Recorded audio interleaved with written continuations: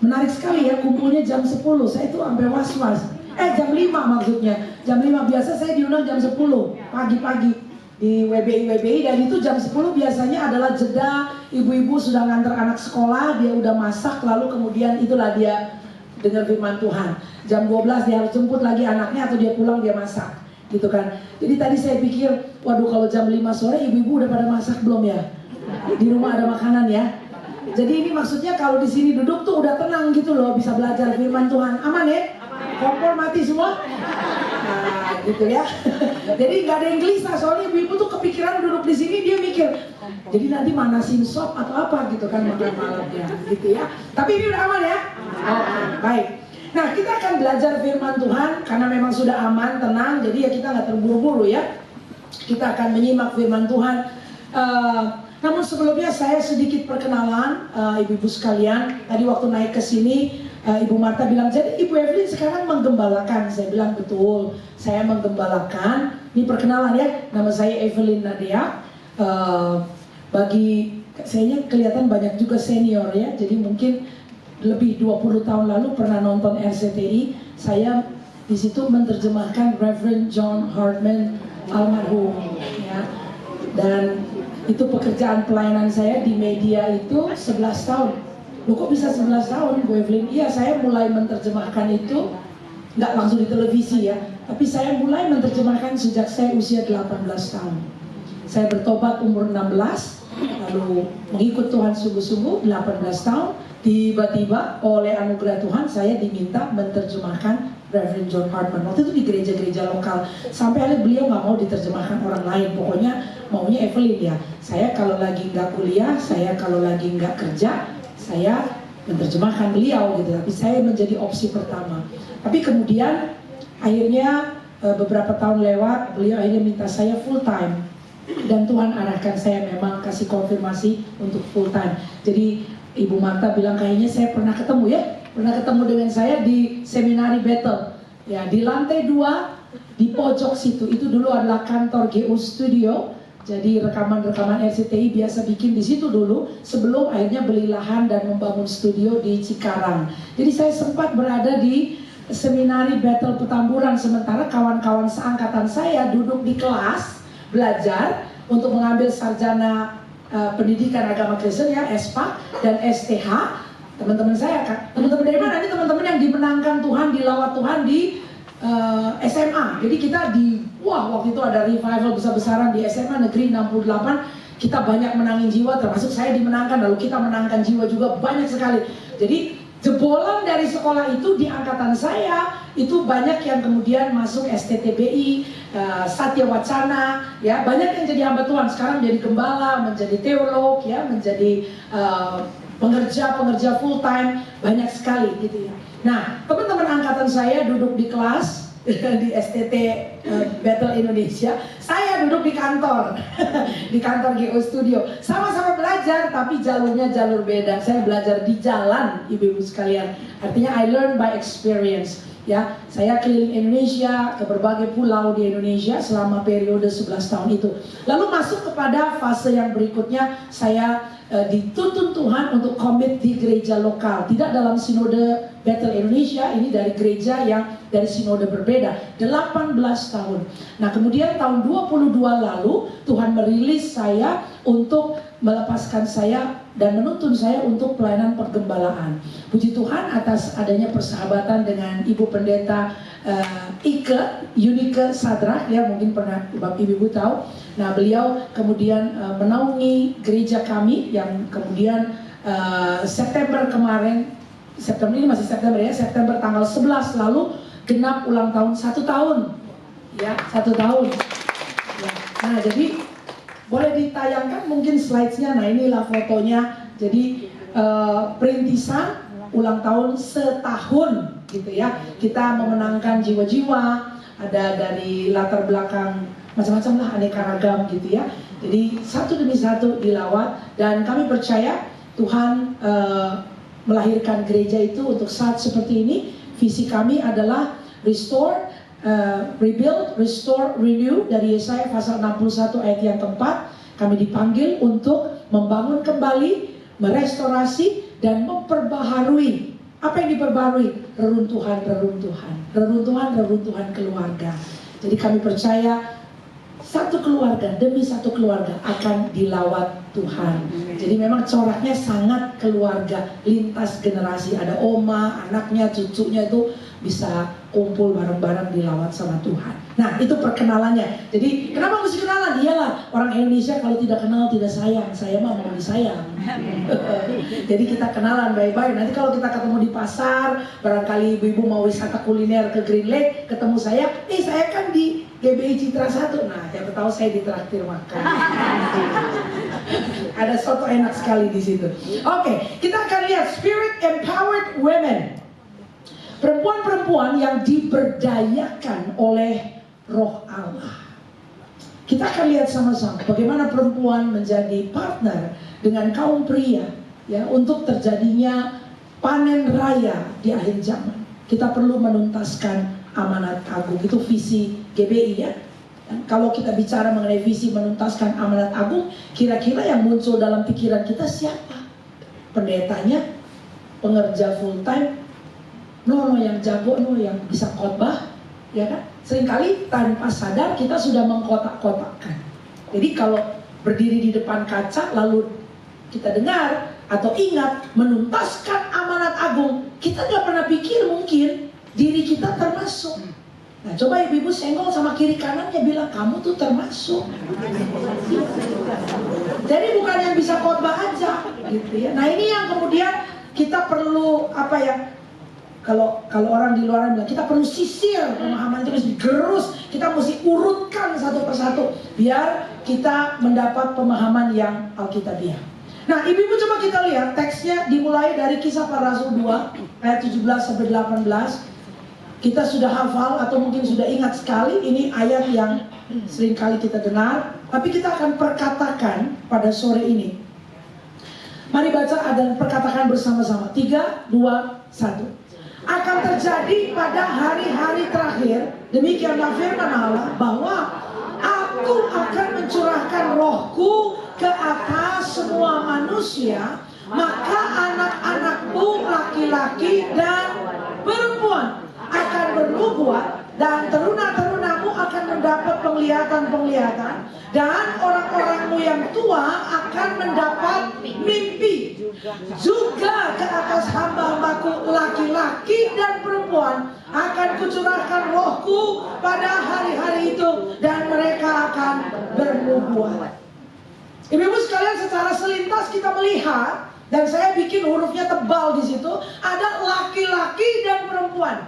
Hambaku laki-laki dan perempuan. Jadi ternyata pencurahan Roh Kudus itu memastikan bahwa pada hari-hari terakhir, yang dimaksud itu adalah hari-hari ini, itu akan ada kemitraan antara laki-laki dan perempuan. Tuhan akan memakai kedua belah pihak ini, laki-laki dan perempuan, untuk pekerjaannya yang hebat di hari-hari terakhir. Amin atau amin? Amin. Laki-laki dan perempuan. Nah, saya bersyukur kita di Sinode GBI, kita meyakini hal itu, bahwa perempuan termasuk Tuhan pakai. Makanya tidak heran di dalam penahbisan hamba-hamba Tuhan, Sinode GBI mentahbiskan juga pemimpin-pemimpin wanita. Ya, itu luar biasa. Gak tahu saudara-saudara kita dari sinode-sinode yang lain apakah berani menahbiskan perempuan-perempuan yang terpanggil melayani Tuhan. Tapi sinode ini memproteksi hal itu karena memang ini biblical, alkitabiah. Laki-laki dan perempuan. Lalu juga secara cepat selintas kita melihat bukan hanya laki-laki dan perempuan berada dalam kemitraan, tetapi kita melihat ada kemitraan lintas generasi. Betul nggak? Ada teruna-teruna. Teruna itu kan muda, bukan? Ya. Lalu ada orang-orang tua. Nah, pencurahan Roh Kudus membuat orang tua dan teruna bisa gandengkan tangan, bisa akur melakukan penuntasan amanat agung. Jadi ada ceritanya kalau kemudian gereja kita dipenuhi Roh Kudus, lalu yang tua kotak-kotakin, yang muda nggak bisa ikut pelayanan, nantilah kamu masih bocil lah, nantilah, nggak ada. Suka kita bilang mereka adalah generasi pemimpin masa selalu bicara masa depan, bagaimana dengan masa kini? Apakah yang muda bisa turut berlari bersama dengan generasi sepuh-sepuhnya, generasi orang tua-tuanya? Apakah yang muda-muda bisa duduk turun rembuk bersama, berpikir, dan kemudian menanggung beban pelayanan, lalu kemudian memutuskan dan mengambil kebijakan-kebijakan di gereja untuk menuntaskan amanat agung? Can we lead together? Bisa nggak kita memimpin bersama-sama, hadir di ruang rapat bersama-sama, suaranya juga didengar? Ibu-ibu sekalian, ini loh Roh Kudus berkata, ada pelayanan lintas generasi. Ya, jadi intergeneration, lintas generasi. Dan saya bersyukur pewahyuan ini juga diberikan kepada tua-tua sinode kita, sehingga kita melihat anak-anak muda di GBI bangkit. Ini harus sampai ke grassroots, harus sampai ke jemaat. Jadi nggak ada tuh anak-anak mudanya cuma jadi pelengkap penderita. Mereka baru ikut di gelanggang permainan kalau yang tua-tua udah nggak bisa main sosmed. Nah ini coba kamu tolong setelin. Kalau nggak ada sosmed bisa nggak kebagian pelayanan tuh anak muda? Nah jangan ada begitu. Karena memang mereka adalah tenaga penuai yang juga diurapi oleh Tuhan sama dengan sepuh-sepuh atau seniornya. Amin. Ya, saya lihat gereja ini tadi ulang tahun WB aja udah 35 loh. Ini gereja udah senior. Ya kan? Jangan jadi senior, jangan. Senior gitu kan. Saya lihat tante-tante, ibu-ibu, saya bilang, waduh, ntar gue kalau udah 30 tahun lagi kayak gitu modelnya. Semoga saya masih kuat naik tangga. Ini tante-tante hebat bisa naik tangga ke tempat ini. Lututnya nggak goyang-goyang. Kan inspirasi, aku nih terinspirasi gitu loh. Hebat ya, nggak geter tuh. Tepuk tangan dong buat tante-tante ya. Gitu. Jadi saya bisa ketepa dikit gitu kan. Ini saudara mesti doakan saya, nanti kelar apa mesti doain ya. Ya saya juga umurnya panjang, lututnya juga sehat kayak tante-tante di sini gitu loh. Ya. Nah, jadi kita lihat pelayanan lintas generasi itu ada di sini. Kalau Roh Kudus tidak urapi, kalau Roh Kudus nggak dicurahkan, nggak akan mampu, beneran berantem deh, nggak akur, egois, belum segala macam sindrom, post power syndrome lah, segala sindrom, narsisisme lah, segala macam rupa itu yang lagi banyak dibahas di mana-mana. Saya pikir heboh banget orang dunia ngomong kayak begitu ya. Kita ikut Alkitab aja. Roh Allah yang hidup penuhiku, Roh Allah yang hidup pulihkan. Supaya apa? Biar bisa akur sama anak muda. Biar nggak megangin sendiri. Kamu ntar aja, kamu ntar. Nanti kalau kayak gitu, habis di gerejanya nggak ada penerus. Benar nggak? Dan jangan baru pindah tongkat, jangan baru mau lengser, ya. Ini pokoknya pelayanan saya nih, tante udah dari dulu di sini. Kamu jangan mau, aku nggak mau digeser. Tante udah di sini. Waduh, tantenya nggak mau digeser. Kapan mau digeser tantenya? Ntar kalau dia udah absen. Ntar kalau dia udah pakai selang-selang loh, udah nggak bisa napas dia. Nah udah, tante gimana? Saya udah boleh isi tempatnya. Jadi udah nggak bisa masuk ke dalam gereja. Saudara, jangan sampai kayak begitu. Kita harus udah lari bareng-bareng. Lari bareng-bareng sama yang muda. Ya, karena Roh Kudus mengurapi lintas generasi. Jadi tadi ya, ini kan secara cepat aja. Ya, laki-laki dan perempuan, termasuk juga teruna-teruna dan orang tua-tua. Dan kalau ada kombinasi yang seperti ini, kita akan menuntaskan amanat agung. Amin. Pekerjaan-pekerjaan Tuhan tidak akan terbengkalai. Setiap orang akan terlibat, yang tua, yang muda, laki-laki dan perempuan, dengan kapasitas pengurapan Allah yang penuh. Amin. Nah, kemudian kita lihat waktu Roh Kudus dicurahkan dan kita berjalan di dalam kuat kuasa Roh Kudus. Apa yang dikatakan oleh Rasul Paulus di 1 Korintus 2 ayat 12. Kita lihat di sana.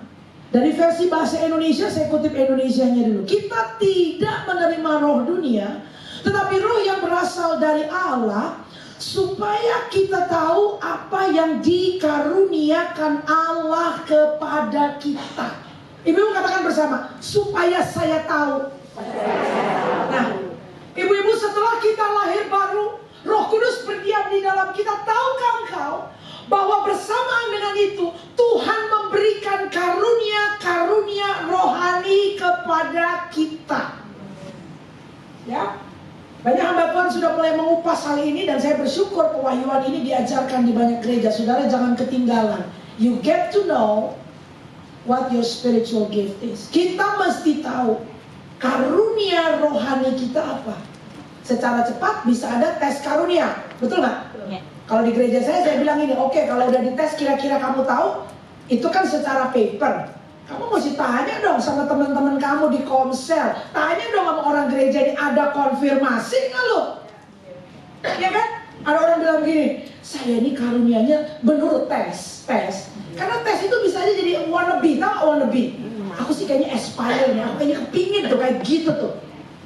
Tapi belum tentu. Cuman kan kita manusia kan, kita orang ada kepingin, bener nggak? Kayaknya keren loh. Jadi kita ngisi tesnya juga kesangkut di situ.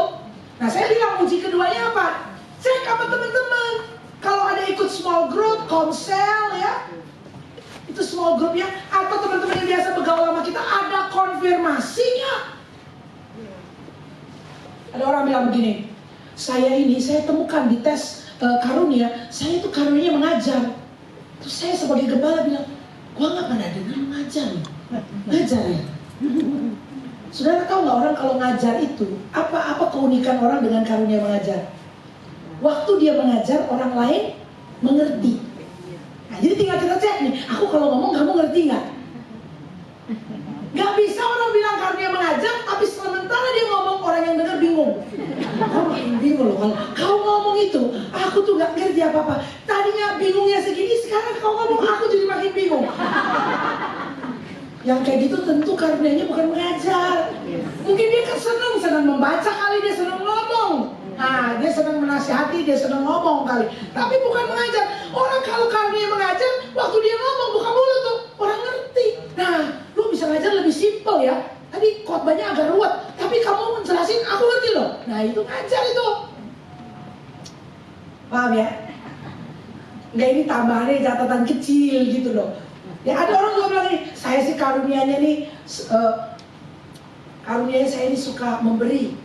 Oh ya, semua orang memang perlu memberi, itu kita bilang ya, kita memberi karena ucapan syukur kita kepada Tuhan. Tapi ada orang yang extravagant giver. Mereka diurapi, dikaruniai Tuhan untuk memberi. Memberinya itu extravagant, itu luar biasa dia memberi. Ada yang kayak gitu. Nah kalau kemudian dari tes tertulis bahwa iya nih karuniai memberi, teman-temannya mesti confirm. Waduh, bergaul sama tante yang itu ya, nanti hari ini dia bawa bakso, nanti kemudian, oh ada orang susah, dijahitin baju sama dia, apa aja dia kasih, dia suka memberi, dia suka menolong. Nggak semua orang begitu. Nah yang lain bisa confirm, ya nih benar nih dia nih. Nah gitu kan. Tapi kalau nggak ada orang konfirmasi,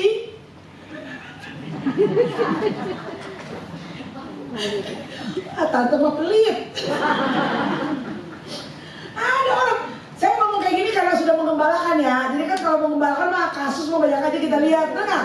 Wah ada aja bang, iya karunia saya di pas ibu saya ini memberi. Bilang, apa yang kau beri? Nggak pernah pun gue lihat kamu beri apa. Kamu kasih persembahan, iya. Tapi habis itu apa? Nggak mau, kamu nggak peduli apa-apa kok. Kan gitu. Jadi itu apa namanya? Bercita-cita deh.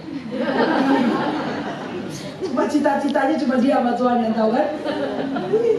Saudara, nah ibu-ibu sekalian, Alkitab tadi bilang supaya kita tahu. Katakan supaya saya tahu. Tadi ayat yang pertama bilang Roh Kudus dicurahkan supaya kita bisa kerja bareng sama pria-pria, supaya kita bisa kerja bareng dengan teruna-teruna. Saudara yang masih berjiwa muda, saudara bisa bekerja sama dengan yang usianya banyak. Ya, kalau ibu Ike bilang jangan bilang tua, bilangnya banyak. Oke, siap ibu. Ya, jadi bilang yang banyak umurnya. Kan ada juga yang begitu kan? Ya, kita berjiwa muda nih. Umurnya itu kan cuma umur, itu kan cuma lilin di itu. Sekarang juga orang lilin kan nggak pakai angka ya. Hati-hati ibu kalau udah umur kayak kita nih, janganlah lilin itu pakai angka-angka, jangan. Kasih aja lilin kecil-kecil itu loh. Kalau usah pakai angka, ya pakai angka itu kalau umurnya di bawah 10 tahun. Ini nambah. Enggak, kalau udah umur kita ini jangan pakai angka. Udah kasih lilin satu-satu gitu. Oh yang ulang tahun satu aja lilinnya bagus-bagus gitu loh. Ya, jadi ada jiwa muda. Nah yang jiwa muda oke lah. Ya, nggak usah lihat lagi angka umur, jiwa muda, berarti masih ada yang di atas yang umur lebih banyak. Nah, kita mesti bisa kerjasama tuh, berelasi. Itu tadi ayat yang pertama.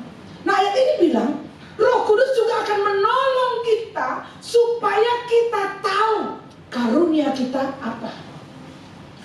Gereja ini akan sangat ditolong oleh karunia masing-masing ibu-ibu di sini. Karena ibu-ibu adalah aset bagi pekerjaan Tuhan. Ya, tidak hanya di gereja ini. Tadi saya dengar dari Ibu Marta juga ada ibu-ibu dari gereja lain yang juga ikut dalam komunitas wanita di sini. Artinya dimanapun kau ditempatkan Tuhan, you are an asset. Kenapa jadi aset? Karena Roh Kudus beri sesuatu dari kekekalan, dari dirinya, ditaruh dalam diri Anda. Itu aset. Jadi kan harus ditemukan ya. Saya ngomong kiri kanan bilang, kamu mesti tahu. Kamu mesti tahu. Ya, mesti tahu. Ya. Nanti coba cek sama pengurus di sini, ada nggak tuh tes karunia? Nanti bisa tes, pakai tes gitu. Tapi yang kedua saya bilang ya, setelah tes apa? Minta konfirmasi dari teman-teman. Ya, aku menurut tes kayak gini, kamu lihat nggak aku kayak gitu? Jadi jangan yang cita-cita. Mesti sudah diaktifasi itu. Aktivasinya gimana ya? Terlibatlah dalam pelayanan. Ikut terlibat. Nanti karunianya makin lama makin tajam. Kalau tidak dipakai, bukan Tuhan ambil balik karunianya. Tetap ada di situ, tetapi dia menjadi tumpul. Dia menjadi dormant, dia menjadi tumpul, dia ngendap di situ. Nah, saudara perlu pakai. Ya, jadi kalau sudah tahu sedikit-sedikit, pakai terus, makin lama makin tajam, dan gereja di mana Anda berjemaat akan sangat-sangat diuntungkan, mendapat kebermanfaatan dari karunia yang Tuhan taruh dalam diri Anda. Ya. Nah, yang ketiga, kita lihat ayat yang ketiga. Yohanes pasal 8 ayat 31-32 berkata, maka katanya kepada orang-orang Yahudi yang percaya kepadanya, jikalau kamu tetap dalam firman-Ku, kamu benar-benar adalah murid-Ku, dan kamu akan mengetahui kebenaran, dan kebenaran itu akan memerdekakan kamu. Ibu-ibu katakan perlu tetap tinggal. Jadi untuk bisa bermitra, ya, ini kan akan unfolding, akan tersingkap pemakaian Tuhan di hidup kita, menjadi tenaga penuainya di akhir zaman itu akan tersingkap, nggak langsung kita kayak shooting star gitu ya. Saya melayani Tuhan 30 tahun lebih sudah. Di awal juga nggak kayak begini. Kemarin ini saya tidak datang sendiri, ibu-ibu, saya ada rombongan nih. Coba lambaikan tangan dong kalian.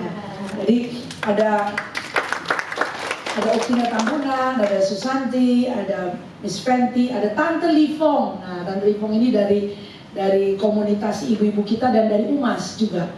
Ya. Nah, Fenty melayani di UMAS dan juga hospitality team gereja kami. Lalu ada Susanti, dia mengkoordinir media tim kami, dan kemudian ada Okina itu adalah our next gen pastor. Jadi saya tidak datang sendiri. Nah, ibu-ibu sekalian, kemarin Okina mengantar anak-anak STTBI. Kami ada memberikan scholarship untuk beberapa anak dari Mentawai untuk tahun ajaran baru ini, dan kemarin mereka diantar pulang ke asrama. Dan Okina kasih tunjuk dulu Evelyn berkantor di mana. Lalu dia sempat bilang, nah di tangga yang ini dulu dia sering nangis. Pakai ditunjukin lagi. Jadi ibu-ibu, saya bisa bicara di belakang panggung ini tegas kayak gitu. Aduh, dulu nih nggak kayak gitu. Dulunya kayak ayam sayur, kayak kerupuk. Saya kerja sama orang Amerika kan. Orang Amerika kayak apa modelnya? Aduh, saya sering perasaan ini hancur, hati berkeping-keping. Kayak begitu modelnya, suka nangis. 30-an tahun lalu modelnya kayak gitu. Nggak tulang baja. Ya. Tapi as we serve the Lord, waktu kita tetap tinggal dan mau bertumbuh, mau berdiam dalam kebenaran, maka betul-betul kita akan semakin efektif nantinya Tuhan memakai dalam pekerjaan pelayanannya. Jadi nggak bisa hanya karena kita hancur, remuk, tersinggung langsung check out. Kita perlu tetap tinggal dan mengizinkan tangan Tuhan memproses kita, dan kita mengalami kebenaran-kebenaran yang tersingkap itu. Lalu kaitannya kepada pemakaian Tuhan tadi akan semakin dinyatakan, ibu-ibu sekalian. Gak ada orang bisa dipakai Tuhan dengan efektif dan dengan hebat kalau sebentar-sebentar dia nyerah. Kalau sebentar dia. Terus kalau nangis gimana? Ya nangis, cari itu tisu. Kalau nangisnya agak deras, kita pakai kanebo. Sudahlah. Saya dulu kalau nangis suka jerit-jerit. Kalau Joyce Meyer bilang, lu nangis jerit-jerit, ambil bantal. Nah, pakai bantal. Habis kan selesai emosinya? Itu kan. Tapi balik lagi, gitu loh saudara lo. Ya, balik lagi. Ayo, maju lagi. Gitu. Kenapa? Roh Tuhan mengurapi kita. Gitu. Jadi gak gampang patah. Gak gampang patah. Kita akan mengalami firman Tuhan memerdekakan kita karena kita memutuskan tetap tinggal. Oke. Nah, 3 ayat itu sekarang kita akan traveling. Siap-siap traveling? Sekarang kita lihat sampel ya. Sampel dong. Itu kan tadi ayat-ayat ya. Jadi ibu-ibu ngerti kebenaran. Sekarang kita akan lihat contoh di Alkitab. Siapa tuh perempuan yang bisa bermitra dengan pria? Dalam hal ini ya suaminya sendiri nih. Nah kita lihat ya Kisah Rasul 18 ayat 1 dan 2. Kita mulai dari sana. Kemudian Paulus meninggalkan Athena lalu pergi ke Korintus. Di Korintus dia berjumpa dengan seorang Yahudi bernama Aquila yang berasal dari Pontus. Dia baru datang dari Italia dengan Priscilla, istrinya. Jadi sudah jelas, Priscilla adalah istri dari Aquila. Dan kenapa mereka bisa ada di Korintus? Nah, ini jawabannya. Karena Kaisar Claudius telah memerintahkan semua orang Yahudi meninggalkan Roma. Paulus singgah ke rumah mereka. Nah ibu-ibu, kita lihat ya Alkitab secara teliti. Coba lihat next slide, ini petanya. Ini adalah wilayah pelayanannya Rasul Paulus. Dihadirkan aja sekali gitu biar kelihatan. Kita soalnya kan akrab sama peta Indonesia ya. Jarang-jarang juga ibu-ibu lihat peta kan. Nah sekali-sekali dong, agak kerenan dikit baca Alkitab ada petanya berwarna gitu ya. Oh, ini dia. Kita lihat itu. Kalau warnanya lebih jelas nanti bisa ditemukan ya. Saya bisa share juga ini PowerPoint, silakan aja kalau mau ambil. Ada warna merah, ada warna biru yang kemudian ada warna apa lagi tuh. Nah ini adalah 3 perjalanan misi daripada Paulus karena dia punya 3 perjalanan misi. Perjalanan yang keempat dia memang pergi ke Roma tapi kemudian dia mati di Roma ya. Tapi ada 3 perjalanan misi. Nah, kenapa ini perlu saya hadirkan ibu-ibu? Karena tadi informasinya, kita kan mau belajar si Priscilla ya, bagaimana dia bisa kerja bareng akur sama suaminya yang namanya Aquila. Nah, Alkitab berkata bahwa mereka itu diusir. Tidak hanya mereka, banyak orang-orang lain, orang-orang percaya diusir keluar dari Roma oleh Kaisar Claudius. Kalau kita belajar sejarah Alkitab, maka kita temukan setelah Kaisar Claudius itu Kaisar Nero. Nah, Kaisar Nero yang gila itu. Dia bakar kota Roma. Bahkan orang-orang percaya bisa dibakar hidup-hidup sama dia. Kalau dia butuh cahaya waktu dia lagi pesta-pesta malam-malam, orang benar itu akan dibakar sama dia. Itu gila sekali, penganiayaan hebat. Nah, sebelum Nero itu Claudius udah gila juga. Karena orang-orang percaya diusir keluar dari Roma. Nah, termasuk si Priscilla dan Aquila. Coba kita lihat peta berikutnya. Mereka kemudian traveling ya. Nah, ujung sana itu Roma, ada lingkaran warna kuning. Kemudian mereka dikatakan mengungsi kemana? Ke Korintus. Nah, itu panah yang besar itu lompat ke Korintus. Karena disitulah mereka bertemu dengan Rasul Paulus. Rasul Paulus memang udah jelas dia memang dalam perjalanan misi. Tapi buat Aquila Priscilla, mereka kan tidak sedang mendaftar untuk ikut misi toh. Mereka itu orang mengungsi, katakan mengungsi. Nah, mereka mengungsi dari Roma. Nah, kita lihat perjalanannya, kalau Roma ada di ujung sana berarti mereka lewat darat dan harus nyebrang laut. Ini bukan perjalanan yang singkat, bukan perjalanan yang mudah. Pada zaman itu tidak ada kapal-kapal seperti kita lihat sekarang, kapal pelni gitu, nggak ada. Perjalanan darat sangat beresiko, perjalanan laut juga beresiko karam kapal. Jadi pasangan suami istri tidak sedang traveling, tidak sedang lagi mau healing ya. Kalau kita ada tekanan kita suka healing. Banyak jemaat dari healing hilang. Perhatikan, catat anggota-anggota kita, ibu-ibu kita ya. Jangan sampai udah pergi healing, nggak balik-balik dia, hilang dia, karam dia, imannya kandas ya. Jadi jangan sampai begitu. Ini si Priscilla Aquila ini mereka diusir, jadi mengungsi dari Roma. Entah apa ya. Dan memang Alkitab tidak jelaskan, tapi saya percaya Allah bekerja di balik layar. Jalan orang benar dituntun oleh Tuhan. Ya, kok bisa-bisanya mereka berujung di Korintus?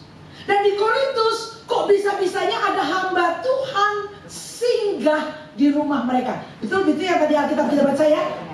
Paulus singgah ke rumah mereka. Ada kata rumah, berarti ini orang udah mengungsi bisa tinggal di rumah. Rumahnya kontrak atau beli, kita nggak tahu nih ya. Kita nggak tahu dia beli atau kontrak. Tapi saya mau tanya ibu-ibu, kalau ibu-ibu mengungsi gitu ya, perasaannya kan juga gundah gulana, betul nggak? Ya, lalu nyarilah tempat kontrakan atau apa di Korintus gitu kan. Mau kerja di mana ya, mau tinggal di mana. Kira-kira dalam posisi yang tidak pasti begitu, mau nggak menjamu hamba Tuhan tinggal di rumah Anda? Mau nggak? Datang gitu, nginep, boleh nggak? Rumahnya masih berantakan, kita aja belum pasti, benar nggak? Tapi Alkitab berkata bahwa Paulus singgah ke rumah mereka. Berarti mereka buka hati untuk bisa menerima hamba Tuhan, betul nggak? Ibu-ibu sekalian, kita melihat Roh Kudus bekerja di sini. Di balik layar ya, Roh Kudus bekerja. Karena kita nggak pernah tahu setiap perjumpaan itu ada tangan Tuhan, ada rencana Tuhan. Ibu-ibu mesti melihat catatan-catatan perjanjian lama, di mana ada orang-orang yang membuka rumahnya, menerima hamba Tuhan datang ke rumahnya, memberi makan hamba Tuhan, bahkan bikinin kamar buat hamba Tuhan bisa nginep. Tuhan nggak pernah lupa itu semua. Ya. Di tengah kondisi mereka digusur dari Roma dan tinggal di Korintus, mereka buka rumahnya untuk hamba Tuhan datang singgah. Teks Alkitab bahasa Indonesia yang saya baca menggunakan istilah singgah. Katakan singgah. Kalau orang singgah itu berapa lama, saudara? Sejam, 2 jam gitu ya. Nggak mungkin seminggu dong. Aja seminggu mah bukan singgah kamu menetap. Itu ngekos. Apa ini cerita ini jam-jaman atau berapa hari nih? Karena ayat 3 kita lihat ya. Dan karena mereka melakukan pekerjaan yang sama, yuk baca sama-sama. Ia tinggal bersama-sama dengan mereka. Mereka bekerja bersama-sama karena mereka sama-sama tukang kemah. Tadi singgah bukan? Sekarang kenapa jadi bisnis bareng ya?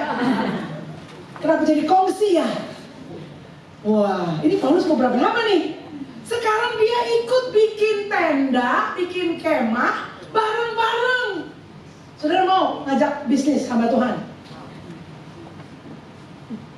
Kalau zaman sekarang banyak orang trauma ya. Trauma kan, dibawa lari uangku bagaimana?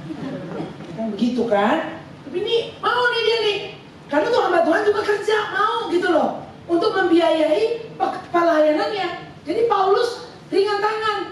Dia nggak mau bikin jadi beban bagi gereja, bagi jemaat di situ. Dulu belum ada bangunan-bangunan gereja, jemaat-jemaat banyak kumpul di rumah-rumah. Jadi biaya perjalanan, ya itu dia mau bisa mengupayakan. Jadi dia lihat, oh saya juga bisa lah bikin tenda. Dan dia kerja bareng sama Aquila, Priscilla. Cuma lihat perubahan istilah ini. Tadinya singgah, lalu tinggal. Alkitab tidak mencatat siapa yang mengizinkan Paulus itu untuk boleh dari singgah jadi tinggal. Kira-kira menurut saudara siapa yang kasih izin? Yang akan ngedumel siapa? Pak, kamu mikir dong Pak. Kita nih aja baru pindah di sini. Kita nih digusur Pak, bisnis juga belum jalan. Kamu lagi ngundang-undang hamba Tuhan, terus kasih tinggal lagi dia di sini. Kamu pikir dong. Kalau pakai sini terus pakai otak. Nah itu kan enggak kacau kan? Tapi Alkitab tidak menunjukkan konflik yang seperti itu. Karena saya percaya kalau nih suami istri cekcok, pasti Paulus juga restless ya. Dia akan, ya udah kita pindah aja, dia ngekos aja, dia nyari kos gitu. Tapi rupanya rumah tangga si suami istri ini, lihat kemitraan tadi, rupanya aman sehingga Paulus betah ada di sana. Amin. Kita lihat ayat berikutnya 11. Maka tinggallah Paulus di situ, sama-sama baca, selama 1 tahun 6 bulan. Dan ia mengajarkan firman Allah di tengah-tengah mereka. Tadi singgah, lalu tinggal. Tinggalnya jadinya 1 tahun setengah. Betul ya? Udah 1 tahun setengah, apa yang Paulus buat? Tidak hanya 1 tahun setengah, jadinya panjang. Tapi rupanya dia manfaatkan 1,5 tahun itu untuk mengajarkan firman Tuhan. Tidak hanya bagi jemaat yang sedang dirintis di Korintus, tapi bahwa di rumahnya Aquila Priscilla itu ada kelas-kelas pemuritan. Kan gitu toh? Termasuk Aquila Priscilla juga belajar firman Tuhan dari Paulus. Nah sekarang lihat ya, kita makanya ibu-ibu setiap fase, setiap masa Anda manfaatkan baik-baik. Because season comes and season goes. Musim-musim datang silih berganti, gak akan sama terus. Ada musim di mana kita belajar, ada musim di mana kita nantinya akan mengajar. Yang biasa belajar tidak akan belajar terus. Ada saatnya kita perlu berbagi dan mengajar kepada yang lebih muda rohani. Senggol kiri kanan bilang, mesti bisa ngajar juga. Jangan bayangkan akan pegang mikrofon ya. Nggak harus mengajar pakai mikrofon. Kita duduk sambil ngebahas juga bisa kok ngebahas firman Tuhan. Gitu ya. Nah sekarang kita lihat ayat 18-19. Paulus tinggal beberapa hari lagi di Korintus, ini udah di ujungnya nih ya. Lalu dia minta diri kepada saudara-saudara di situ dan berlayar ke Syria. Sesudah ia mencukur rambutnya di Kengkrea karena ia telah bernazar. Perhatikan, Priscilla dan Aquila menyertai dia. Menyertai kemana? Paulus berangkat nih. Berangkatnya kemana? Ia ke Syria. Lalu dari Syria ke Efesus. Lihat, lalu sampailah mereka di Efesus. Oke. Paulus meninggalkan Priscilla dan Aquila di situ. Dia sendiri masuk ke rumah ibadah dan berbicara dengan orang-orang Yahudi. Jadi bayangkan, 1,5 tahun Paulus bersama dengan mereka, mengajari mereka firman Tuhan. Lalu mereka diajak ikut berangkat dengan Paulus ke Syria. Dari Syria ke Efesus. Dan di Efesus Paulus bilang, kamu tinggal di sini, aku jalan lagi. Wah, nggak ngikut nih. Lihat, saudara, setiap fase ada maksud Tuhan. Kadang-kadang kita merasa lebih aman karena kita dekat sama hamba Tuhan. Satu hari, saudara akan berdiri di atas kakimu. Saudara akan dipercaya. Mungkin akan buka rumah untuk memulai komsel di sana. Melayani orang di rumah Anda, atau di kantor, atau di toko. Hari Minggu masih bisa ketemu sama Bapak Gembala atau sama tim pastoral. Tapi hari-hari biasa Anda akan mulai dipercaya untuk bisa juga turut merawat jemaat. Aquila Priscilla ditinggalkan di Efesus. Nah lihat nih, apa yang Tuhan kerjakan. Ayat 24-26. Sementara itu datanglah ke Efesus seorang Yahudi bernama Apolos yang berasal dari Alexandria. Dia seorang yang fasih berbicara dan sangat mahir dalam soal-soal kitab suci. Dia mulai mengajar dan dengan berani di rumah ibadah. Perhatikan. Tetapi setelah Priscilla, sekarang nama Priscilla di depan, Priscilla dan Aquila mendengar Apolos mengajar, mereka membawa dia ke rumah mereka. Oh ternyata di Efesus ada rumah lagi nih. Hebat ya? Ini orang digusur nih, dari Roma digusur ke Korintus ada rumah. Dari Korintus berangkat sama Paulus ke Efesus, di Efesus ada rumah. Hebat ya? Tuhan memelihara hamba-hambanya. Dibawalah Apolos ke rumah mereka dan mereka dengan teliti menjelaskan kepadanya jalan Allah. Ini gambaran yang luar biasa. Rupanya setelah 1,5 tahun belajar firman Tuhan dari Rasul Paulus, sekarang mereka diberi kesempatan untuk menguji apa yang mereka tahu itu. Karena kemudian di Efesus kedatangan hamba Tuhan terkenal.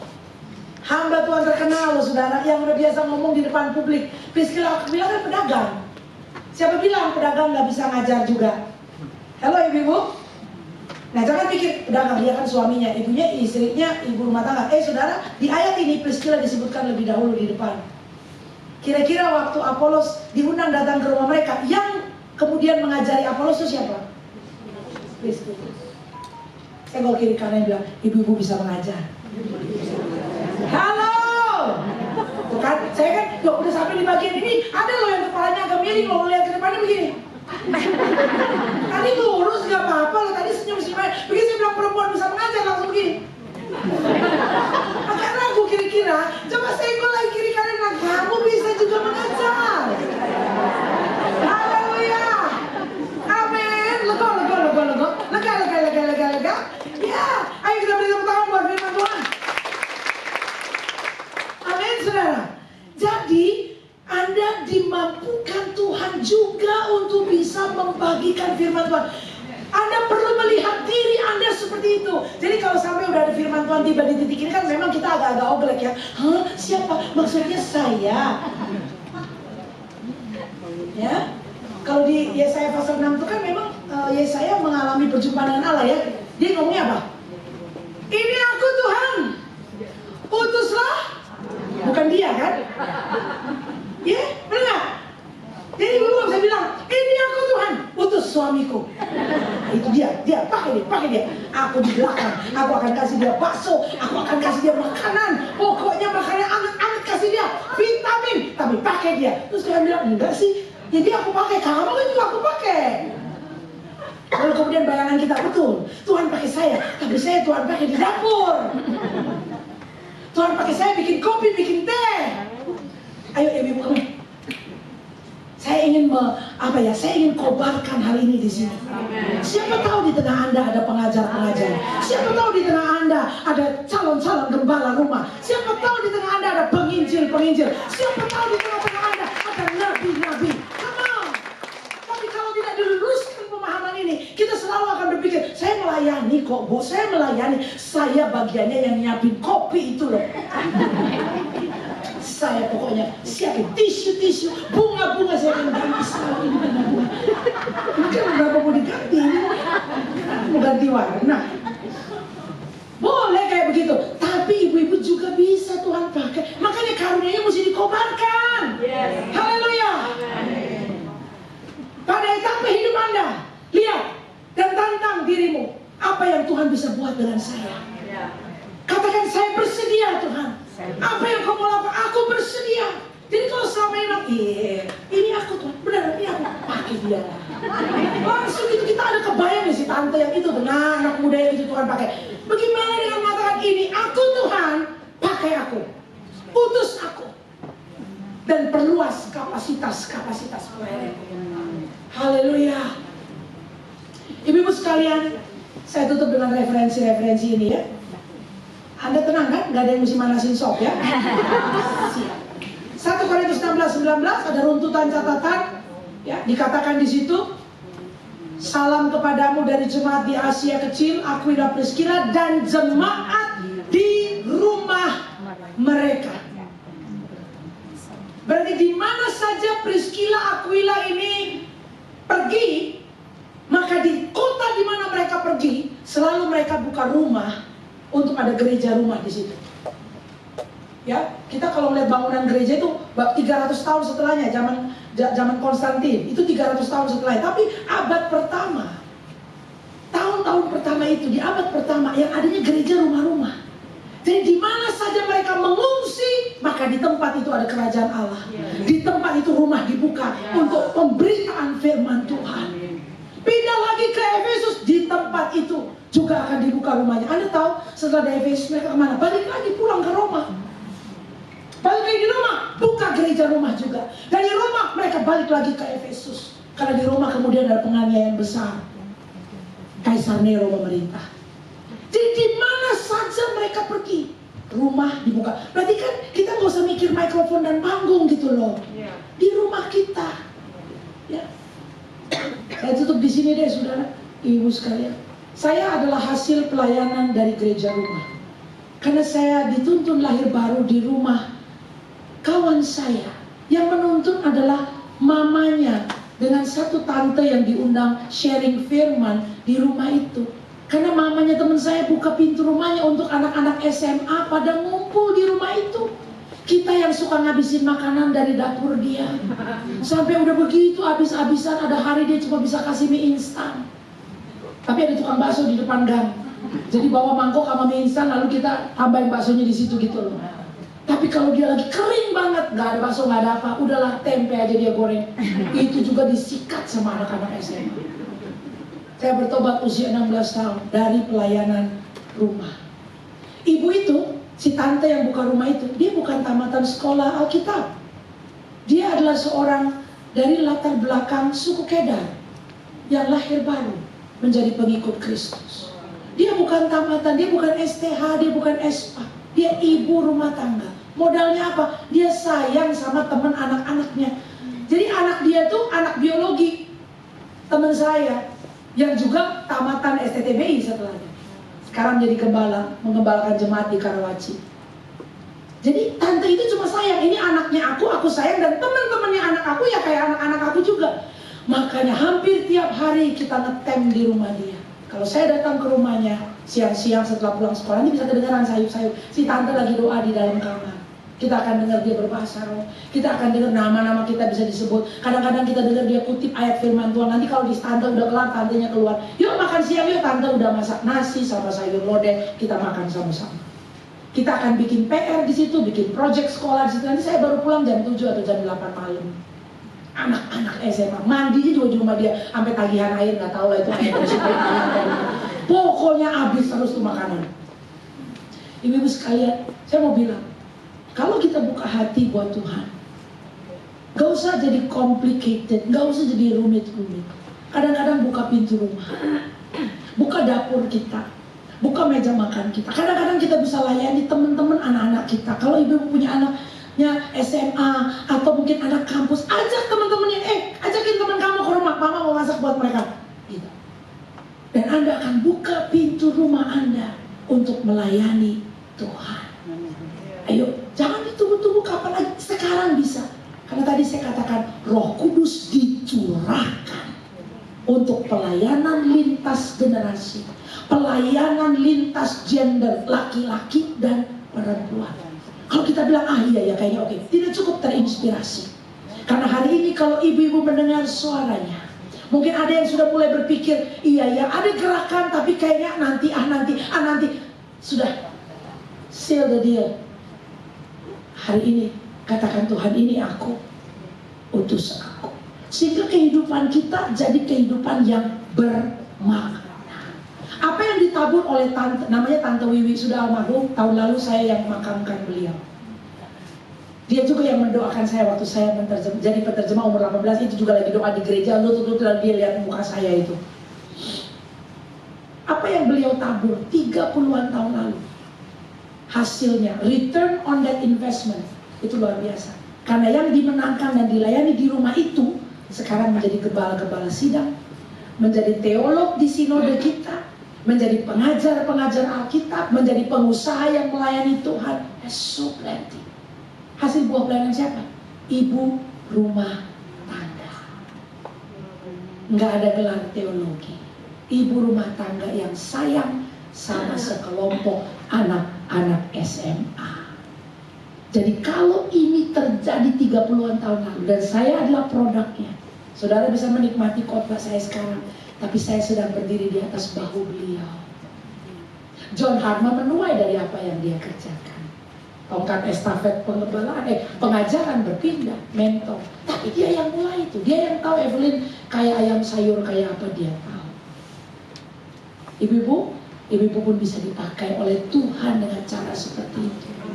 Miliki gambaran pandangan jauh ke depan. Kalau ibu-ibu mulai sekarang, siapa tahu 10 tahun dari sekarang, 20 tahun dari sekarang, kalau Yesus belum datang kembali, Tuhan akan izinkan kita melihat buah-buah hasil pelayanan kita karena komitmen kita kepada Tuhan hari ini. Amin. Tepuk tangan buat Tuhan.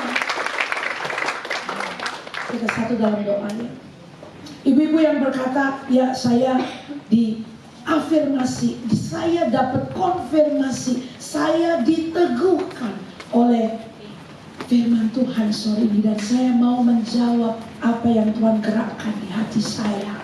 Saya mau hidup saya bermakna, berbuah bagi Allah. Kalau ibu-ibu mau mengambil komitmen untuk terlibat dalam pekerjaan Tuhan yang besar itu, maka di kursi-kursi di mana Anda duduk, angkat tanganmu kepada Allah. Dan dari hati, nyatakan komitmenmu kepada Tuhan. Ini aku Tuhan, utuslah aku. Jangan lewatkan aku Tuhan. Pakai hidupku juga dalam keterbatasan, dalam kekurangan.